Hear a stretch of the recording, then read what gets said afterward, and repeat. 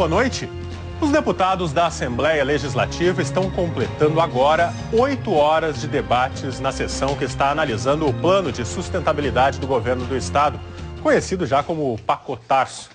Galerias lotadas durante todo o dia. Parlamentares de oposição tentando suspender a sessão e forte pressão para a retirada do regime de urgência dos projetos.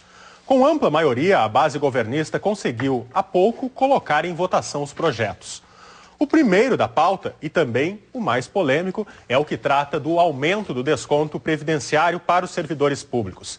Para discutir os méritos e defeitos dos projetos do governo, está começando Conversas Cruzadas de hoje.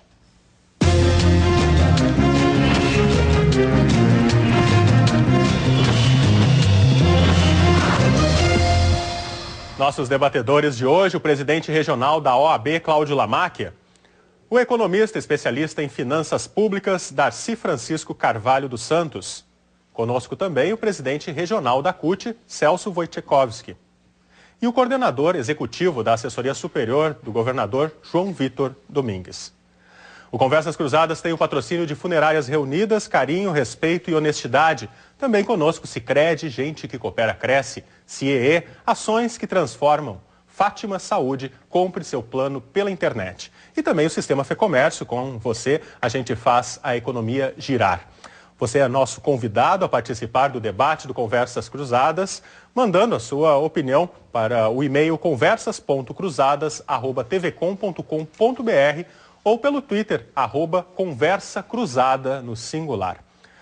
Boa noite, obrigado pela presença de todos. Antes de nós começarmos o nosso debate, vamos conferir como está a votação na Assembleia Legislativa.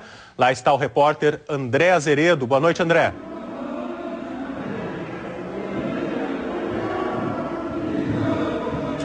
Boa noite, Rodrigo. Olha, por aqui as galerias bem mais vazias, afinal de contas tem que ser muito resistente para aguentar tanto tempo de debate, já que, como você falou, já são mais de 8 horas de discussões aqui na Assembleia Legislativa sobre o plano de sustentabilidade financeira apresentado pelo governo do estado. Nesse momento, os deputados seguem discutindo alguns pontos polêmicos sobre o projeto, especialmente no que diz respeito ao aumento das alíquotas das contribuições previdenciárias dos servidores.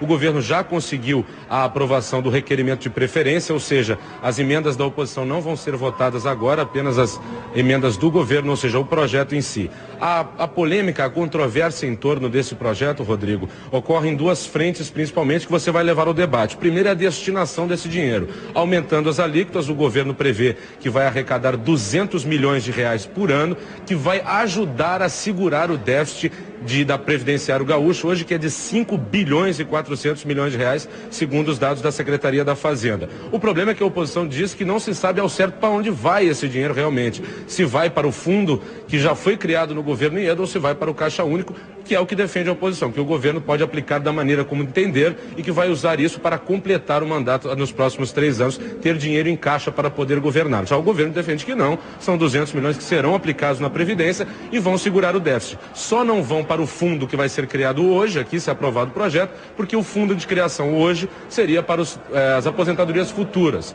Não servem para os funcionários que já estão na ativa, porque o déficit já é alto. Outra questão é quanto ao escalonamento. O governo propõe 14% para todo mundo de alíquota, mas diz que quem ganhar menos de R$ 7.379 vai ter a alíquota diferenciada e quem ganha abaixo do teto INSS vai pagar apenas 11%. Porém, isso é apontado por muitas entidades, especialmente a júris, como ilegal e inconstitucional. O problema é que se alguém entrar com uma ação aprovado isso, o governo terá que aplicar 14% para todo mundo, inclusive para quem ganha abaixo do piso do teto do INSS, o que poderia gerar uma controvérsia muito grande depois em reposição de verba. Ou seja, a polêmica continua, a discussão também, se promete também muita discussão na questão da votação das requisições de pequeno valor, que são uma espécie de precatórios mais baratos. O governo quer baixar esse teto de 40 salários mínimos para 20 e também limitar o pagamento dessas RPVs. Promete muita polêmica, tanto por lado do governo, pelo lado da oposição. Ou seja, Rodrigo, a agenda sendo cumprida do jeito que tem que ser feito hoje, com 5 projetos em votação, a madrugada vai ser pouco para as discussões dos parlamentares. Com você, Rodrigo. Exatamente, André Azeredo, obrigado pela colaboração. Certamente você vai entrar ao longo do programa aqui do Conversas Cruzadas, trazendo mais detalhes e, por favor, nos acione caso comece a votação, especialmente deste projeto que já está em discussão. E na TV Com você vai acompanhar também aqui no Conversas Cruzadas e depois no Jornal da Meia-Noite, todos os detalhes desse dia tenso na Assembleia Legislativa e agora se aproximando aí, talvez não do final, mas do momento mais decisivo, que é a discussão dos projetos em si e da votação. Celso Wojciechowski, polonês puro, pelo sobrenome. Essa questão da mudança na contribuição previdenciária é o aspecto mais polêmico do pacote. É isso o que mais preocupa os servidores e a CUT especialmente? Boa noite. Boa noite, João Vitor, boa noite, Darcy, boa noite, presidente Lamach. Em primeiro lugar, nós, da Central dos Trabalhadores, dialogamos e olhamos o pacote no seu conjunto. E, portanto, quando olhamos o pacote que o governador apresenta para ser apreciado na Assembleia Legislativa, olhamos com algumas dificuldades, por exemplo, de entender que um programa de sustentabilidade seja tão fraco. Por isso, nós dialogamos na perspectiva de que é um pacote insuficiente para as demandas que o Estado tem hoje.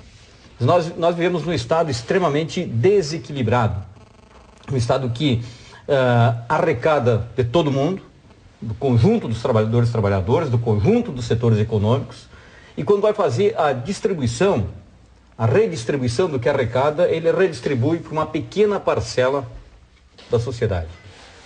E distribui para alguns setores econômicos através de incentivos fiscais, distribui para o conjunto dos servidores públicos de uma forma extremamente desequilibrada, onde, por exemplo, o governo apresenta de que 18% do conjunto dos servidores públicos levam 53% da folha de pagamento e os outros 82% dos servidores ficam com 47% da folha de pagamento, portanto, um desequilíbrio monumental. Então, esse Estado que nós vivemos, um Estado totalmente desequilibrado, um Estado que não tem capacidade, e aqui não é de um governo, de outro governo, se nós pegarmos essa linha de investimento do Estado, desde o governador Triquez, no Rio Grande do Sul, nós vamos perdendo gradativamente a capacidade de investimento do Estado investir, do Estado produzir política de desenvolvimento, política pública na saúde, na educação. Portanto, um Estado que vivemos no Estado mínimo com mínimas capacidades, portanto, e com esse brutal desequilíbrio, especialmente na questão da distribuição de renda e da redistribuição que o Estado faz do que arrecada. Então, quando nós dialogamos sobre este pacote, nós fizemos um pouco desta radiografia, por isso achamos ele insuficiente. Nós necessitamos muito fortemente de alguns elementos que sejam estruturantes numa política de mudança no Estado. E aqui nós precisamos, por exemplo, de uma reforma, de uma mudança radical na matriz salarial do Estado. Não dá para conviver com esse desequilíbrio que existe hoje. Nós precisamos muito fortemente de uma radical mudança na matriz tributária do Estado do Rio Grande do Sul. E nós precisamos um outro elemento que é a matriz produtiva, de algo muito forte, por exemplo, que os incentivos fiscais, aqui nós dialogamos muito fortemente, de que o incentivo fiscal não fique preso a uma única empresa, mas que ele tenha a cobertura de todo o setor produtivo, ou seja, de toda a cadeia produtiva. Então são alguns elementos que nós estamos colocando para ser dialogado com o governo do Estado, numa perspectiva de que tenhamos um pacote que seja extremamente grande. A questão da Previdência é um tema extremamente controverso. E para o conjunto dos trabalhadores, para o conjunto dos servidores. Em 2003, quando o presidente Lula fez uma mudança previdenciária, através, se não me engano, da emenda constitucional 41, possibilitou várias outras emendas. Agora, essa emenda ela não resolveu o problema da Previdência do governo federal. Eu não acredito que o pacote que o governador Tarso Genro, ou a mudança nas regras da Previdência que o governador Tarso Genro está encaminhando hoje para a Assembleia Legislativa, vai resolver os problemas da Previdência. Porque aqui tem um antecedente que é a matriz salarial, os problemas vão continuar se avolumando na Previdência. Talvez um dos elementos que nós pudéssemos dialogar, e que o governo pudesse dialogar, ou que a sociedade pudesse dialogar, é mudar, se for trabalhar uma previdência, bom, que tenhamos uma previdência universal. Aliás, esse é o conceito de previdência, é um conceito universal. Nós temos uma previdência, um regime próprio para os servidores públicos e um regime geral para os trabalhadores da iniciativa privada, como se tivéssemos dois tipos de brasileiros, ou duas categorias de homens e mulheres brasileiros. Um que são obrigados na previdência do regime geral e outro do regime próprio. Portanto, acho que nós precisamos dialogar muito mais fortemente num guarda-chuva da Seguridade Social e a Previdência, com o regime único. Bom, e aí vamos discutir o teto, se o teto é 10 salários mínimos, que ficaria em 5.450, se é 15 salários mínimos, se é o salário do governador. Bom, esses elementos nós precisaríamos discutir com mais propriedade. Tem um teto e a partir desse teto vamos discutir outros elementos. Quem quiser ter uma aposentadoria de 24 mil reais, bom, tem como construir para que tenha uma aposentadoria com 24 mil reais. Agora, esses 24 mil reais não podem ser o problema para quem tem uma previdência de 3.600 e poucos reais, que é o teto do regime geral. Então, esses elementos nós estamos dialogando muito fortemente e quando a CUT diz que ela é contra esse pacote que foi colocado ali, são por esses elementos. Eu tenho o problema da constitucionalidade ou não? Bom, tem mais essa questão da dúvida que gera tanto para o governador quanto para o servidor quanto para as próximas gerações de gestores públicos. Bom, quanto pode se avolumar quando tem dúvida na questão jurídica? Bom, e tem o problema da RPV, que a gente vai entrar. Nós vamos entrar depois. Então, isso pode se avolumar ainda mais os problemas que o Estado já tem hoje, que são graves. Então, acho que nós precisaríamos mais tempo para esse debate. Eu acho que a sociedade gaúcha precisa se envolver nesse debate fortemente, precisa se apropriar do conjunto dos problemas que são graves que o Estado do Rio Grande do Sul vive. Se nós termos uma perspectiva do Estado do Rio Grande do Sul não investir 5% do que arrecada em investimento para o desenvolvimento no ano, é gravíssimo isso. Então a sociedade precisa ter esses elementos para discutir. E aí não é no regime, na nossa opinião, não é no regime de urgência que a sociedade vai conseguir fazer esse debate. Talvez até os programas e os projetos que o governo encaminha pudessem ser amplamente melhorados num debate com a universidade, com o conjunto dos trabalhadores, com outros segmentos da sociedade. Acho que esses elementos que constroem os pilares de uma boa democracia, os pilares de bons projetos que tirem o Estado do Rio Grande do Sul desse atoleiro que ele se encontra. Certamente, qualidades e defeitos que serão citados aqui. Darcy Carvalho dos Santos, talvez uma unanimidade seja de que o sistema como está não funciona mais. Na tua avaliação como economista, o pacote do governo ele é mais positivo do que negativo? Boa noite. Boa noite. Nesta mesa, telespectadores. Eu diria o seguinte, o pacote do governo tem três coisas. Uma boa, mas com problemas também.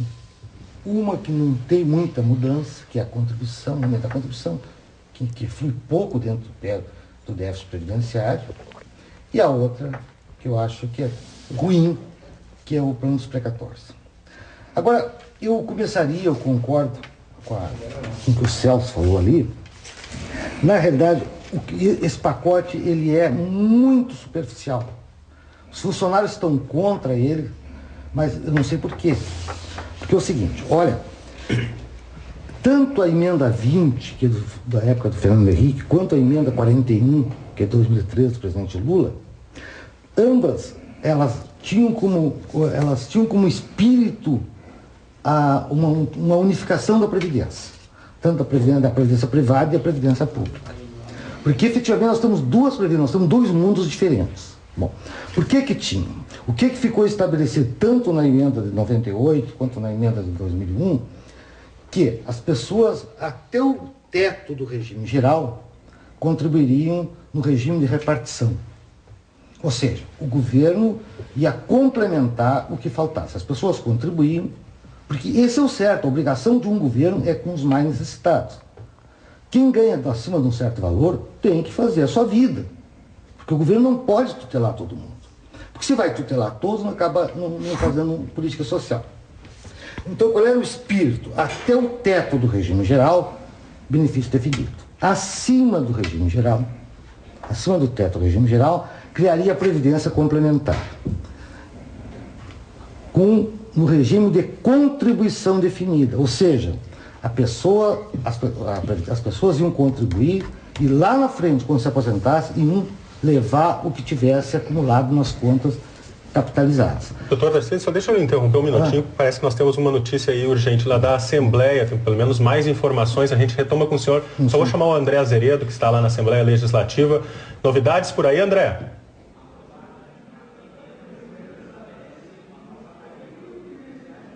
Sim, Rodrigo. Agora há pouco os deputados aprovaram a emenda da deputada Miriam Marrone por 31 votos a favor a 21 contrários, estabelecendo então a alíquota de 14% para a contribuição previdenciária dos servidores do Estado. Mas a emenda também prevê os redutores e fica da seguinte forma: quem ganha até R$ 3.689, que é o teto do INSS, a contribuição terá uma redução de 21%, ficando em 11% efetivo na folha de pagamento.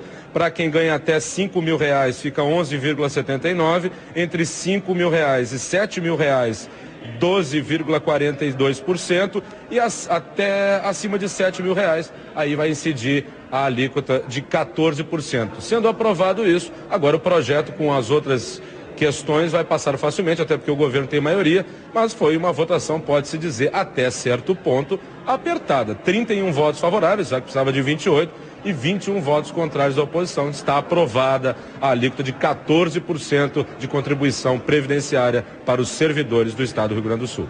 Rodrigo. Do André Azeredo, olha, certamente que era mais polêmica, né? O primeiro projeto que é colocado em votação, 31-21, e foi mais difícil, como disse o André, do que se esperava no início da tarde, pelo menos. Doutor Darcy. Não, então eu estava falando assim, a previdência complementar, porque a gente ouve as pessoas dizer assim, não, isso é privatização da previdência. Não é. Não, não é a complementar e não é essa a proposta do fundo do governo.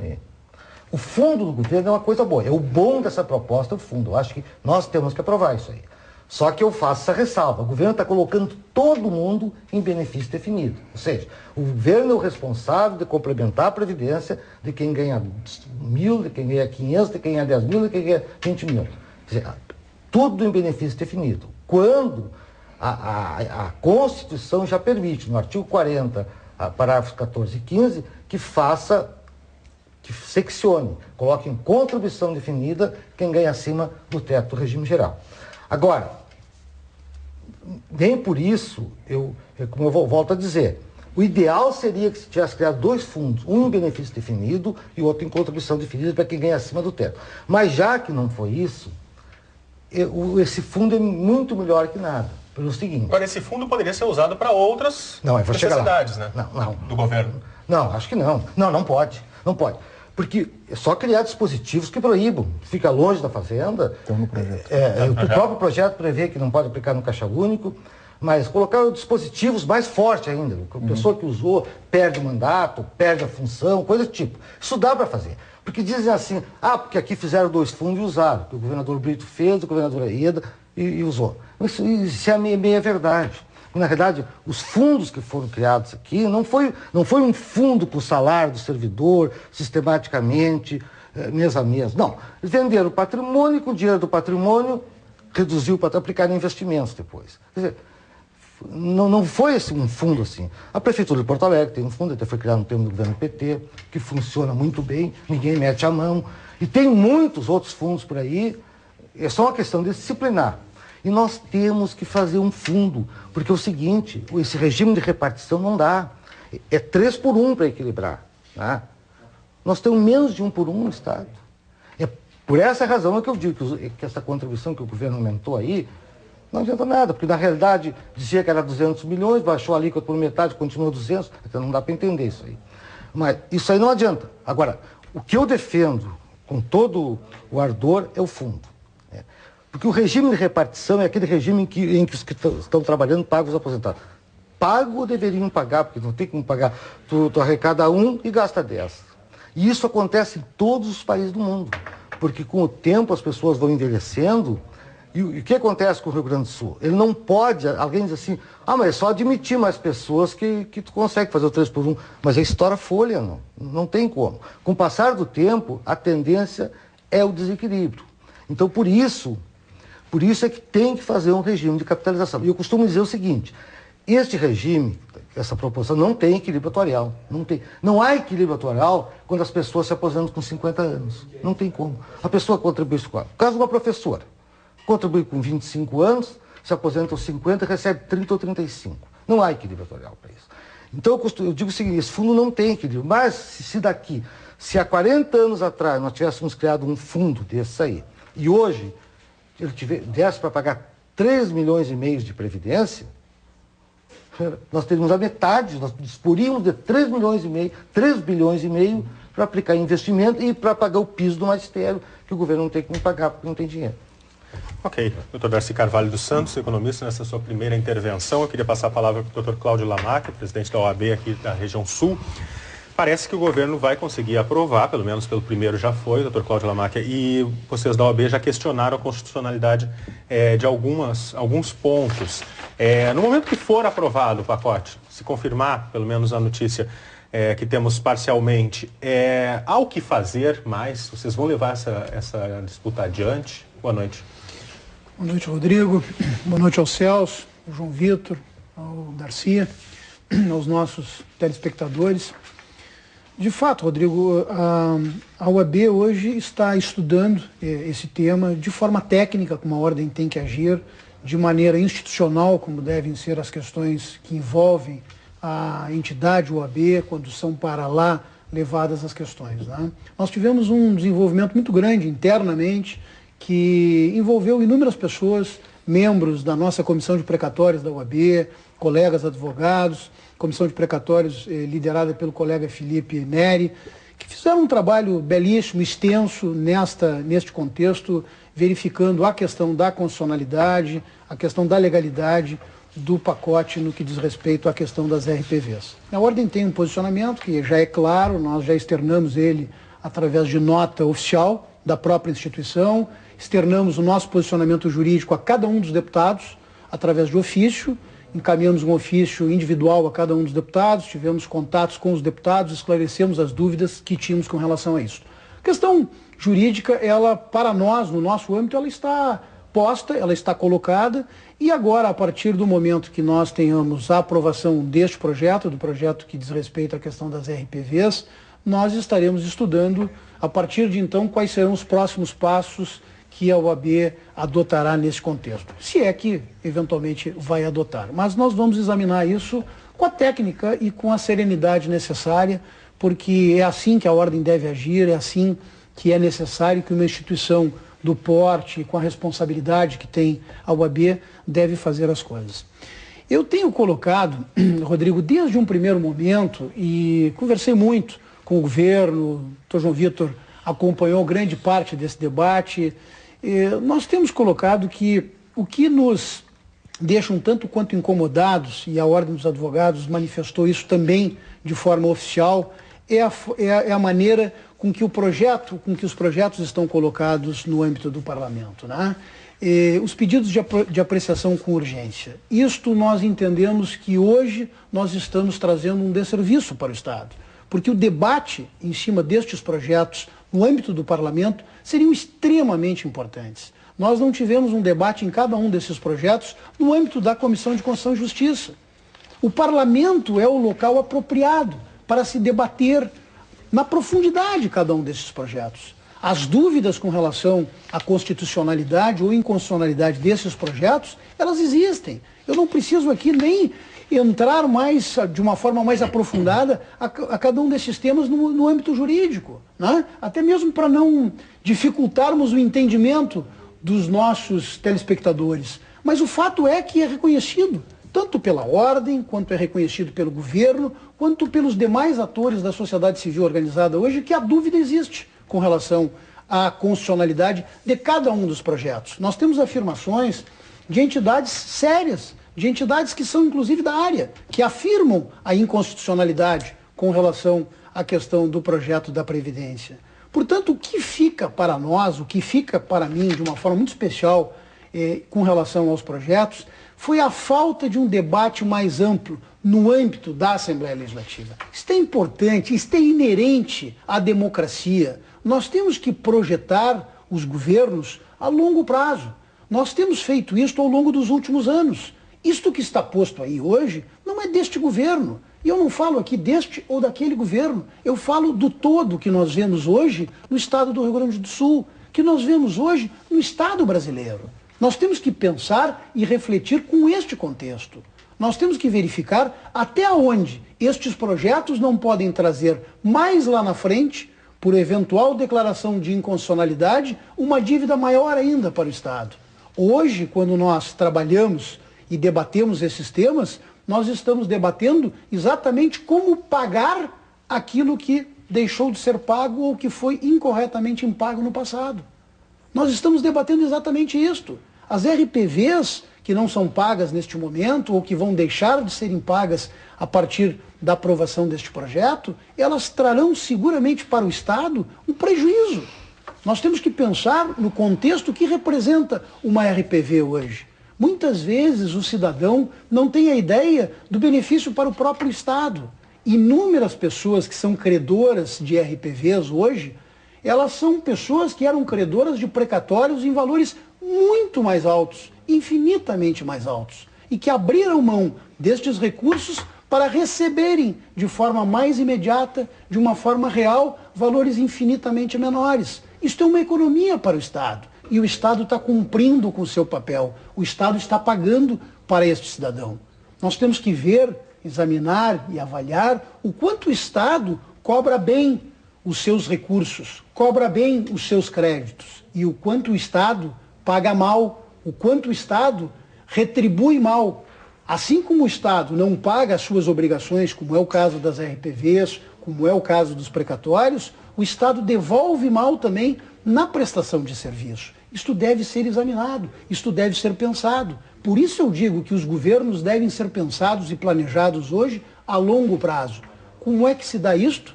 Como é que se dá este planejamento? Através do debate amplo. O que nestes pacotes acabou sendo negado por força do pedido de urgência.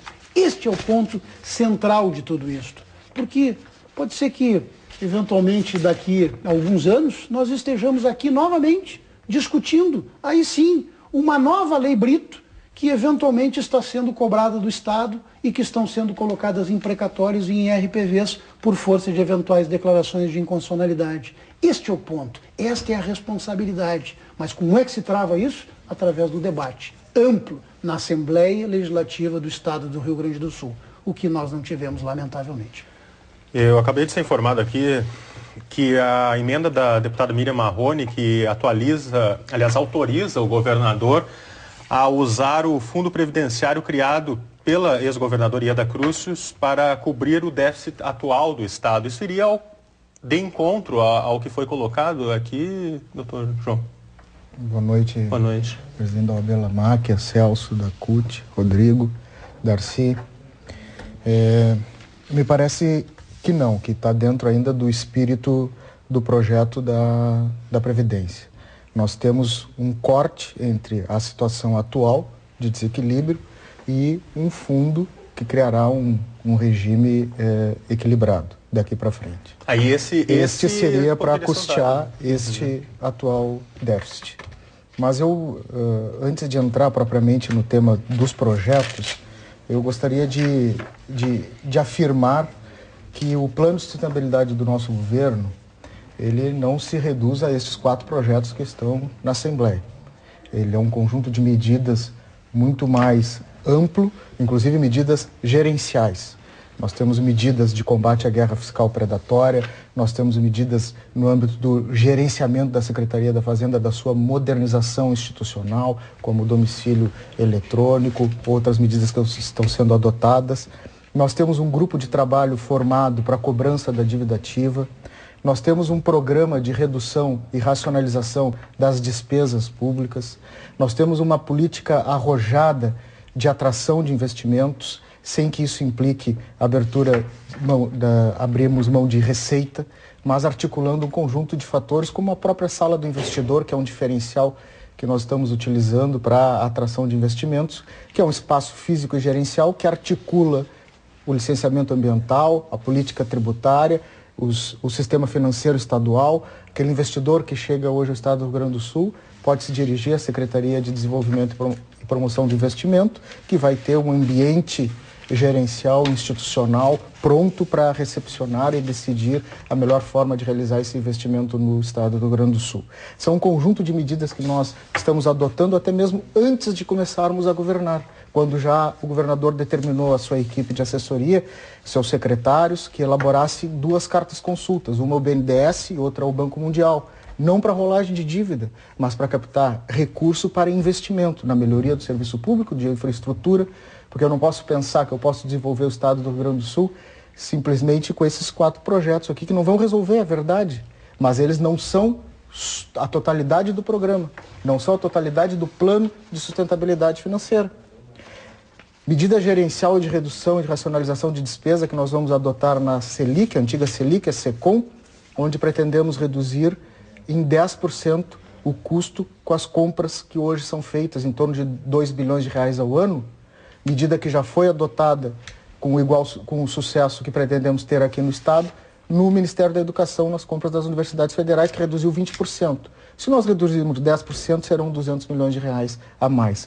Com essas medidas gerenciais e protetivas, a expectativa é que a gente consiga arrecadar 300 milhões de reais a mais por ano para poder investir e retomar a capacidade de investimento, que os dados nos demonstram que desde o governo Triquês, que investiu 29,7% da receita corrente líquida, até o governo Ieda, que investiu 5,4%, é evidente que nós não vamos reduzir o debate a ser 180 milhões de reais do tema previdenciário, esgota e resolve o problema da sustentabilidade e da retomada da capacidade de investimento.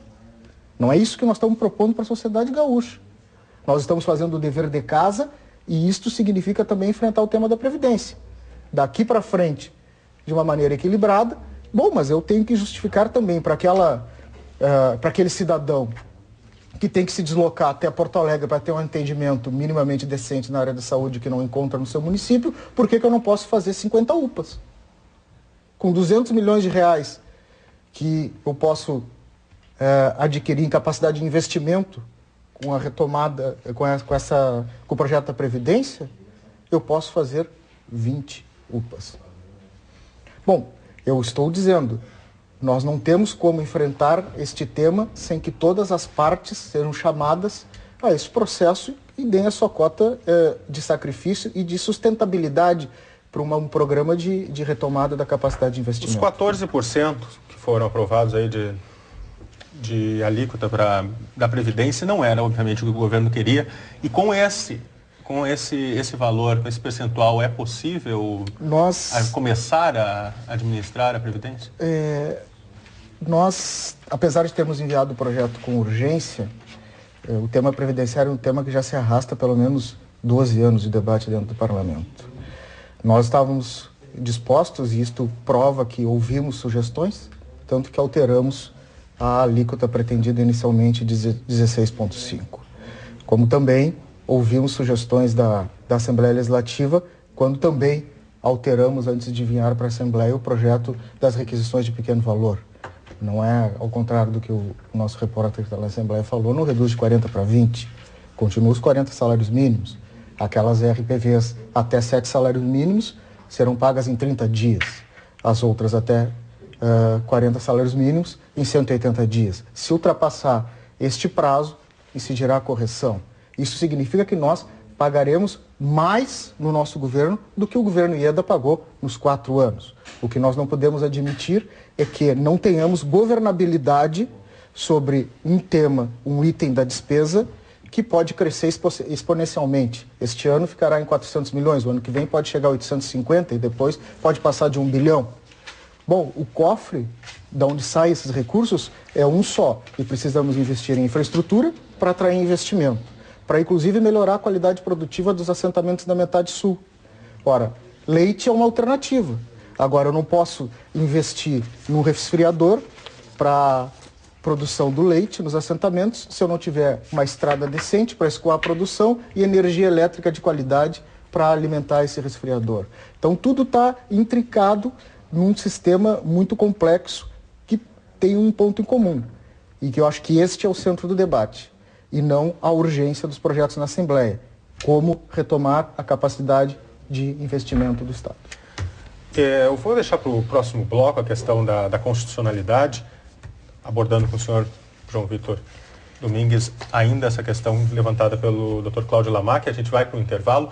Lembrando que você é convidado a participar do Conversas Cruzadas, mandando um e-mail para conversas.cruzadas@tvcom.com.br ou pelo Twitter. Você está vendo aí que passa a sua opinião, a opinião do telespectador embaixo enquanto nós conversamos aqui. Você também protagonista do Conversas Cruzadas. O Twitter, @Conversa Cruzada no singular. Já voltamos.